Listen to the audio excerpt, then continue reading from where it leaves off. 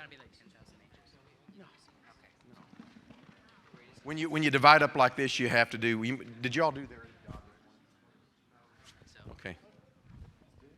There is beyond the azure blue a God concealed from human sight. He tinted skies with heavenly hue and framed the worlds with his great might. There is a God, he is alive, in him we live and we survive. From dust of God, created man, he is the great I am.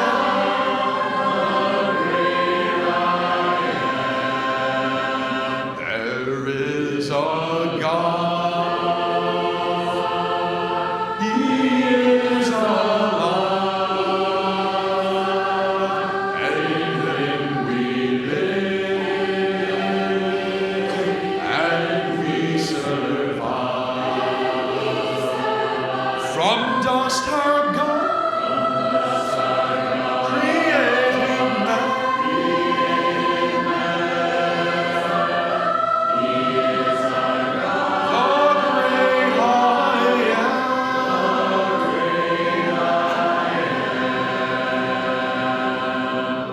Matthew.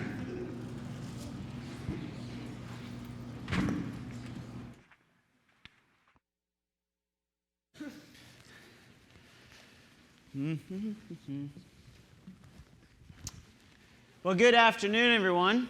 Glad to see everybody sitting down. We kind of did a reversal. I went and sat in the back, and you came and sat up front, so that was fantastic. Hopefully, everybody's having a great time. And let's see. There we go. Awesome. Everybody has an opinion about snow. Everybody has an opinion about snow. Some people hate it, like that guy. And that's fine. They don't like snow because they don't like driving in it. They don't like playing in it. It's slippery. It's cold. It gets everywhere. It's wet. When it melts, it's kind of a pain. People do not like snow. I know one guy who grew up in Nova Scotia. He moved down to southern Texas because he said to me, I never want to see another snowflake. Now, if you grew up in a cold place like Canada, you can relate to that. But you all are in Kentucky. That means you're kind of right there in the balance. You get some snow and you're like, yes, snow. Where other people are saying, I don't want to see snow unless it's a school day. And nobody has ever hated a snow day when you're in school. I don't know what it was when I grew up and they announced that we had school canceled. And typically I had to get up at 6 o'clock in the morning and be like, oh, why do I have to get up and go to school? But then as soon as I heard it was a snow day, it'd be like, oh, what are we going to do today? Like, this is fantastic. I couldn't sleep in. So some people hate it, like that guy. Other people love snow, like this guy. And they love it because they can play hockey in snow. You can go skiing. Who has been downhill skiing? I've been sledding. You can go sledding. You can sort of be snowboarding. You can do a ton of stuff in snow, and they love it, especially on Christmas Eve. Who doesn't want snow on Christmas? That's like the greatest thing in the world. Snow is fantastic in some people's minds. Now, we all have an opinion on snow, but everybody has an opinion on faith as well. Some people, it is their rock. It is what gets them through the day. It's the most significant attribute that they have their faith. But I've known people that don't like faith at all, and they have an opinion that it's a crutch, that if you have to believe in God, that means that you're weak, that people feel like faith is fake, that it's only for the insecure.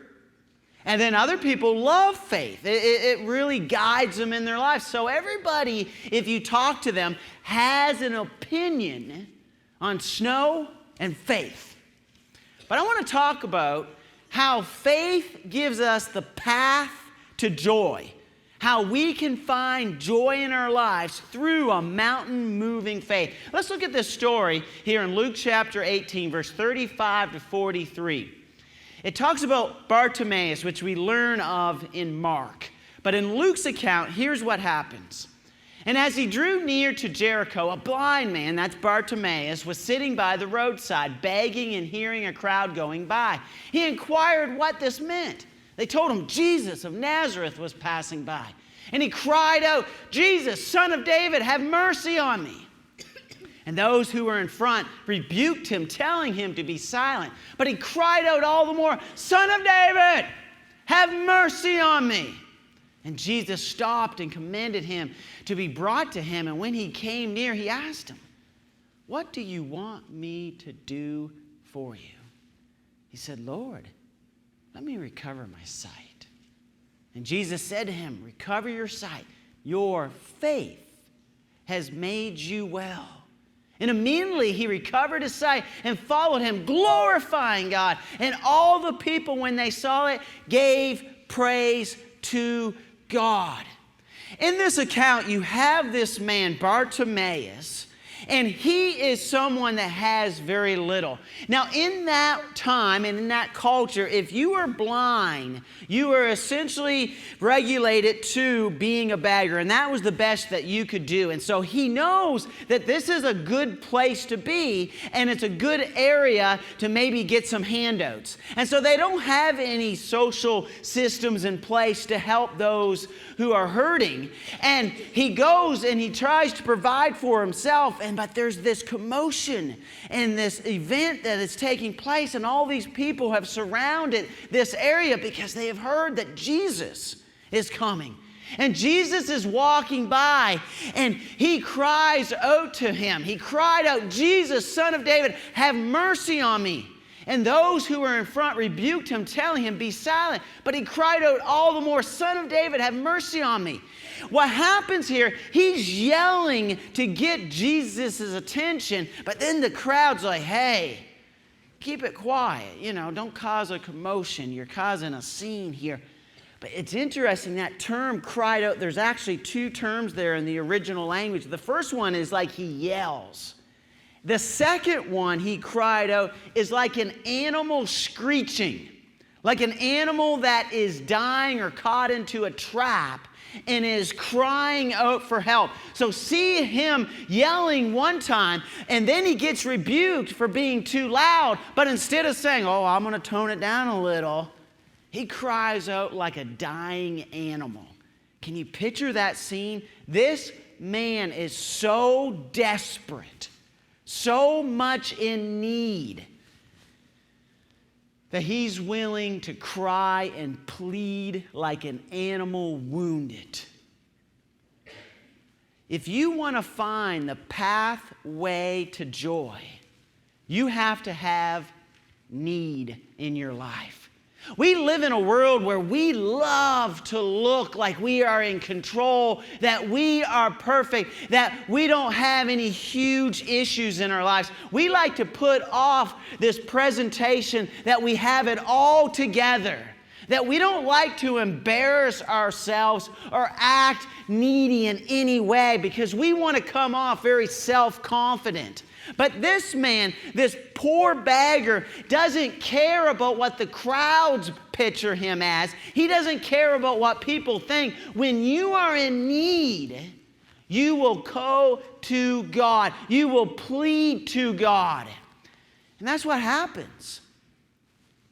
If you have everything you want, and we live in a world where people don't have need as much, especially physical needs. And so we can become very content with ourselves, that we don't really need God.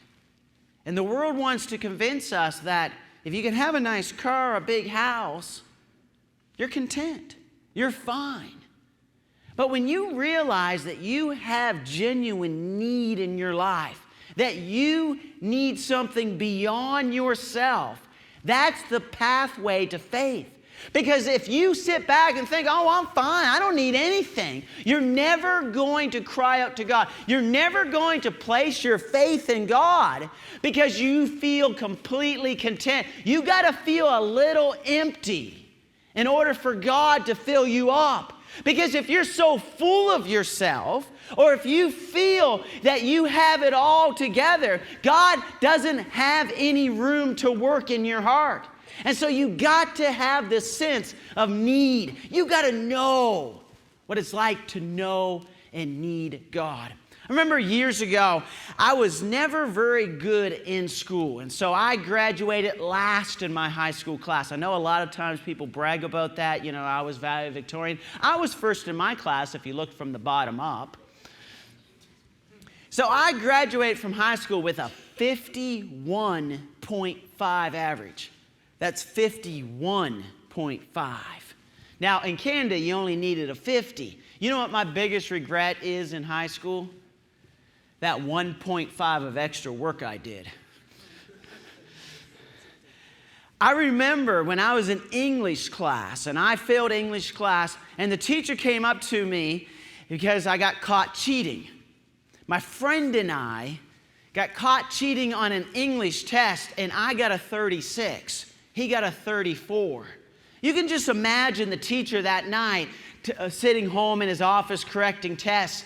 And he probably calls on his wife. He says, you got to come and see this. These two guys combined their intelligence and cheated off each other and got a 36. These two guys, the best they did together, got a 36. Who cheats and does that bad? And so he asked me, he goes, do you want to take this test again? I said, no way. 36 is the best I'm going to get. I had to learn what it was like to fail. And I think in one way it helped me turn to God. Because I needed God. And God was able to work because I understood failure. Bartimaeus realizes failure, and he has the faith to do something about it. He cries out to Jesus. Now, this is a picture of Missouri Mountain. It's interesting, the day we climbed that, somebody actually died on that mountain. And we were coming down, and the problem was they didn't die up on the top. They died because they got lost. And what happened was, you would go along the trail, but there was a lot of snow left, so you could get lost. And this one time, I remember talking to my friend Nick. His also name is the Viper, because I give everybody nicknames. Some of them get cooler ones than others. And we were coming down, and there was this mountain stream, and I was walking, and I said, man, I wish there would be a snow bridge.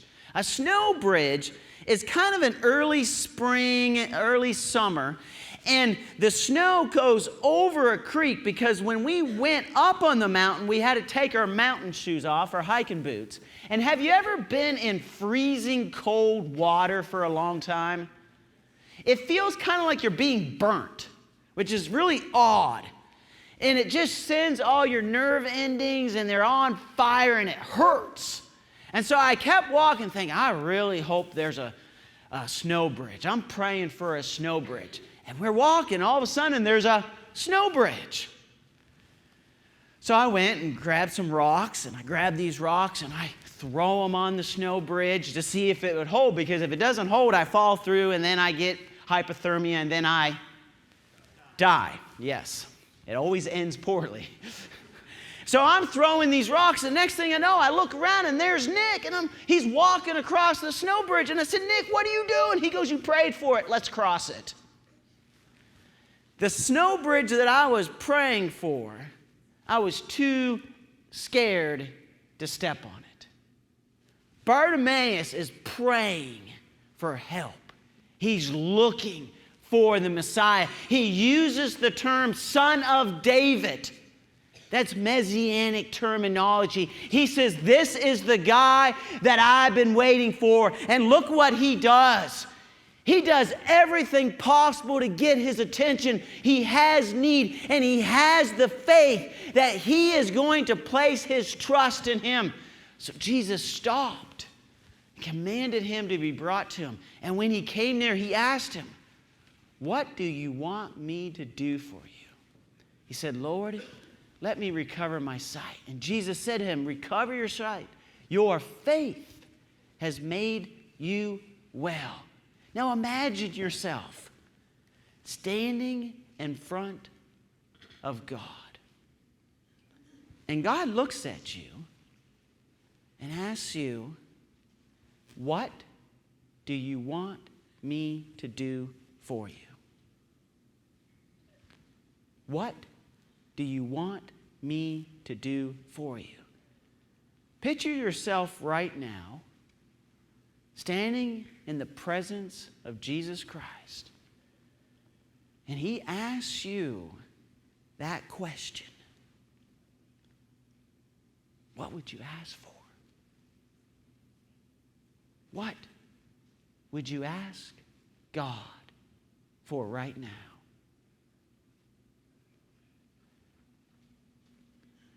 And I could almost guarantee you that's the biggest need you have in your life. Some people might say, God, save my marriage. Some people may say, heal my child. Some people may say, let me be a hockey player. But what would you say? I don't want you to leave this moment without answering that question in your heart. What would you tell Jesus you wanted more than anything else in the world? And that's what he gives Bartimaeus, that opportunity. Fix this. And he looks at him, he says, I want to see. I want to see. You have all these religious leaders. You have the nation of Israel surrounding Jesus, and only the blind man sees who he is. You have the Pharisees and the Sadducees. They can't see. But Bartimaeus, the blind one, can see who Jesus really is. He is the Son of God. And this is what happens. And immediately he recovered his sight, followed him, glorifying God. And all the people, when they saw it, gave praise to God. Now, if you have your Bibles, if you look at Luke chapter 18, verse 23 to 24, there's a parallel text here that what Luke is doing in his gospel, he always does reversals. So the reversal is you have the poor blind beggar who has nothing, who sees God, has himself enough faith and is healed by God and follows God. But then look at Luke chapter 18, verse 23 to 24. In there you have the parallel account of the rich young ruler. The rich young ruler is the complete opposite of Bartimaeus. And in those verses, Jesus says, come and follow me. And the rich young ruler looks into his life and says, I can't. I got too much stuff. I'm not needy enough. And in those verses, what does it say? He leaves Jesus' presence sorrowful or sad. So Bartimaeus is glorifying God, who has nothing, but he has faith. And the rich young ruler who has everything leaves the presence of God sad. All because of faith. And then the people join in with him because they get to see God work. They get to see God manifest himself in the healing of this man. And they glorify God and they praise God. It's great when you see faith working. We talked about snow, and this is a picture. I think you might be able to see me. I'm in the yellow shirt there. And I always take kids on these 14ers. It's amazing. I have a 100% success ratio getting kids up on 14ers. My teenagers, I do not have that type of success. I have had 6-year-olds up on this mountain. Teenagers, they bail on me. Kids, they will hike with me all day long. So we're coming down this mountain, and I said, who wants to slide down on this? You know, we all like slides, don't we? Long ones. Imagine sliding on that. We went down, and you just start flying. Now, you got to catch yourself. That's why I'm halfway in case a kid picks up too much speed. I've had kids pick up too much speed, and they didn't sign a waiver. So, you know, that goes bad. That goes bad. Parents call me. Bad, bad, bad. So I'm in the middle there, and those kids love it. You can imagine kids sliding on that slide, coming down that mountain, and I have somebody to make sure they catch them. And they are just like, yeah!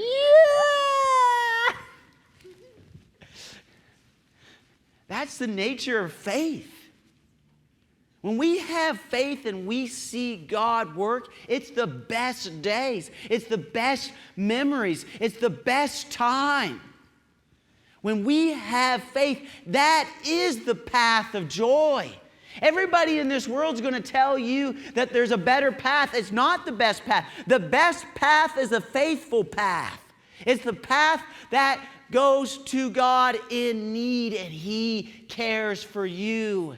Don't be like that rich young ruler. Don't come to Jesus and Jesus says, follow me, and say, no, I can't.